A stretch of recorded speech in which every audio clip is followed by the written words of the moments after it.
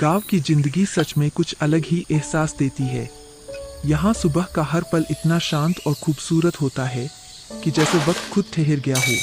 सूरज धीरे धीरे उगता है, खेतों पर सुनहरी रोशनी बिखरती है और दूर से आती पक्षियों की चहचहाहट कानों को सुकून देती है। मिट्टी की खुशबू और ताजी हवा मन को इतना हल्का कर देती है कि सारी थकान और परेशानियां जैसे कहीं गायब हो जाती है।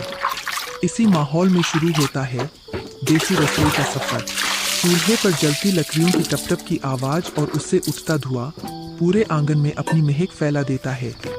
फिर धीरे धीरे ताजी सब्जियां काटी जाती है, खेतों से लाए गए अनाज को धोकर रखा जाता है और घर में ही पीसे गए देसी मसाले मिलाए जाते हैं। सब कुछ इतना नेचुरल और शुद्ध होता है कि उसका स्वाद भी दिल तक पहुंच जाता है। जब ये साधारण लेकिन लजीज खाना पकने लगता है तो उसकी खुशबू आसपास फैलकर सबको अपनी ओर खींच लेती है। गांव की यही खूबी है कि यहाँ पकवान में सिर्फ स्वाद नहीं होता बल्कि मेहनत और अपनापन भी घुला होता है।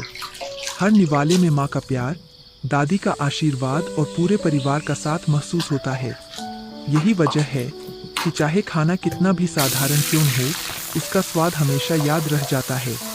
यहाँ खाने की मेज सिर्फ पेट भरने की जगह नहीं होती बल्कि रिश्तों को जोड़ने और साथ बिताने का बहाना होती है। बच्चे दौड़ते भागते आंगन में खेलते हैं, बड़े लोग बातें करते हुए बैठते हैं और खाना सबको जोड़ने का कारण बन जाता है। गांव की जिंदगी की यही खासियत है कि यहाँ कोई हड़बड़ी नहीं, कोई दिखावा नहीं। हर चीज अपने समय पर होती है, आराम से, सुकून से और दिल से। शहर की भागदौड़ में जो एहसास खो जाता है वही गांव की धीमी रफ्तार में मिल जाता है।